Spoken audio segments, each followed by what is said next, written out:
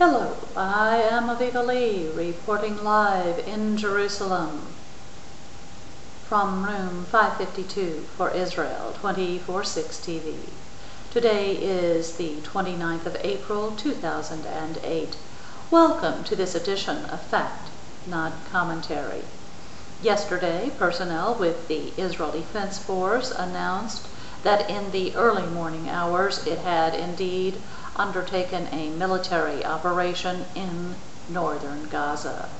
The purpose of that aerial operation was to target 2 Arab gunmen who were approaching soldiers charged with protecting the sovereign state of Israel, her citizens, and her borders.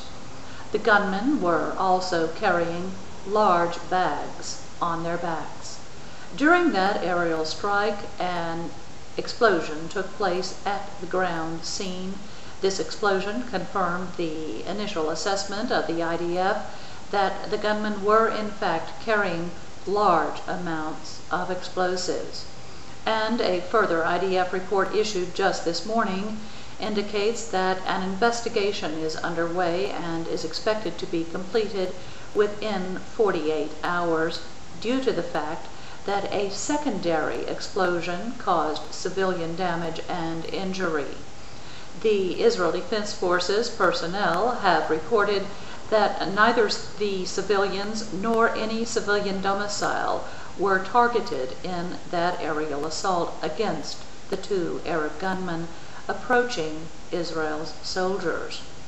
Even though certain media reports use language indicting Israel for injury to civilians, the Israel Defense Force initially confirmed that civilians and a civilian domicile suffered damage and significant injury. In light of the fact that the Israel Defense Force was targeting Arab gunmen approaching Israel's own soldiers, the official position of the country and the IDF is as follows, and I quote, "The State of Israel and the IDF place complete and utter responsibility on the Hamas terror organization for the injury and killing of uninvolved civilians by intentionally operating from within heavily populated areas and using them for cover.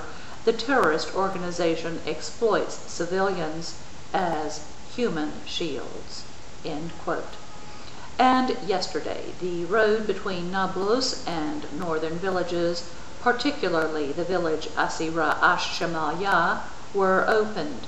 The decision to open the roads was facilitated by the IDF and the country's civil administration, after a decision was made for that opening by Israel's Defense Minister, Mr. Ehud Barak, and Chief of Staff, Lieutenant General Gabi Ashkenazi.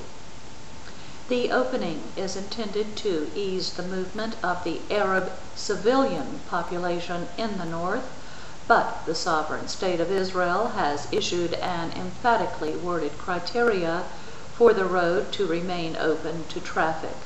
This criteria is that the road not be traversed by any Arab terrorist or civilian accomplices which may be trafficking the road in order to plan or carry out a planned terrorist attack against the sovereign state of Israel, her citizens, or her borders.